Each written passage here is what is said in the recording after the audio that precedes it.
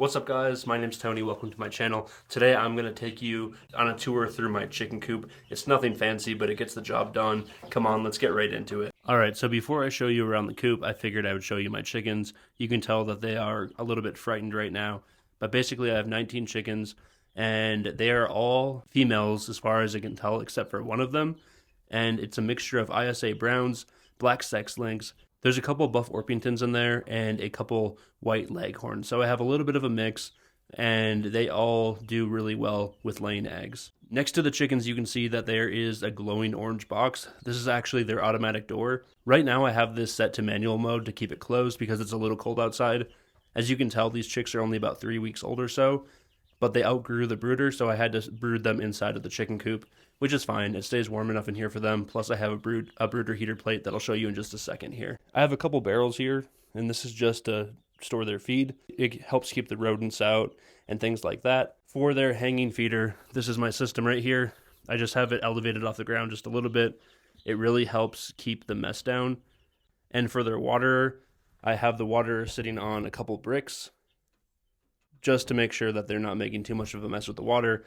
Under normal circumstances, I wouldn't really keep the food or water inside of the coop. However, this is their brooding area, so I have to keep it in here. Over here is the brooder heater. So brooder heaters are a lot safer than heat lamps, like those infrared 250 watt heat lamps.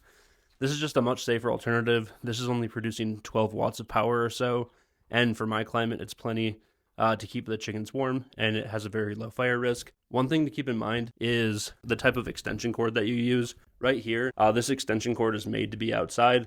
It's a thicker gauge than a regular extension cord, and this just helps prevent against electrical shock and fires and things like that. So definitely make sure that you check the type of extension cord that you have. I will link this one in the description. So over here, it's nothing fancy, but what I have right here is a roost, and I'm going to build a couple more of these things. The chickens typically like to sit on a roost a little bit off the ground, and this does a great job of that.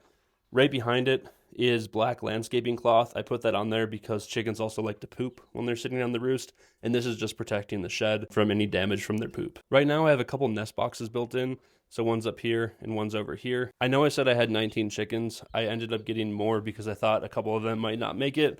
However, when it's all said and done, I really only want like 8 to 10 chickens for egg laying purposes. But this chicken coop can hold 22 chickens based on square footage requirements. Over on this other side, it's kind of a barrier. I use it to store some stuff, like their bedding and hay and things like that, extra wire, and then some gardening supplies. I also have a window, and you can see that there's 2 solar panels sitting by the window. Those solar panels are connected to these solar lights. In this way, I can give the chickens their daily requirement of light hours to make sure that they keep laying eggs all year round.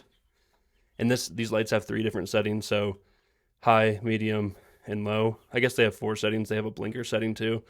So as soon as it starts to get dark out here, I come and turn on both of these lights. As you can see, this red light means that they are charging, and they're pretty bright. They provide a really good amount of light. So this purchase was extremely worth it, and I'll go ahead and link these lights in the description. Up above, you can see that I have some ventilation. I have ventilation on this side and over here on this side. Chickens can stand to be cold, but they can't stand moisture or too much heat. So this ventilation serves 2 purposes. 1, to keep the heat down, and 2, to keep the moisture down. And what I've discovered is I'm going to have to install one of those whirlybirds because it still gets a little bit too hot during the day, even with this window open. So I'm going to have to install one of those whirlybirds for ventilation. And then for a substrate right now, I'm just using straw. This helps them keep a little bit warmer while they're still in their brooding phase. And I will switch it over to pine shavings in the next couple of weeks here. Now let's go take a look outside.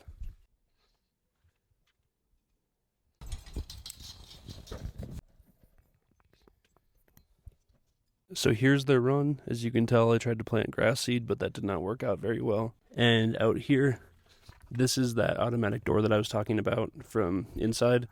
And this is pretty cool because you can set it to open automatically when it gets daylight and to close as soon as the sun goes down. And that's what this light sensor right here is for. Or you can set it for a specific time to open and a specific time to close. Or you can set it to manual mode like I have it right now. So you can open it and close it when you choose to. It tells you the battery level. And check this out.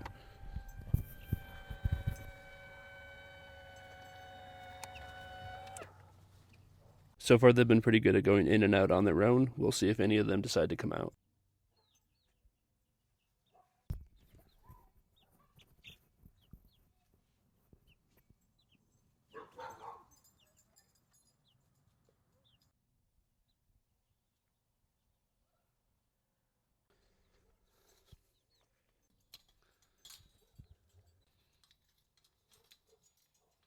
And that's my setup. Thank you guys for watching. If you are still watching, please make sure to hit that like and subscribe button. It really helps out my channel a lot.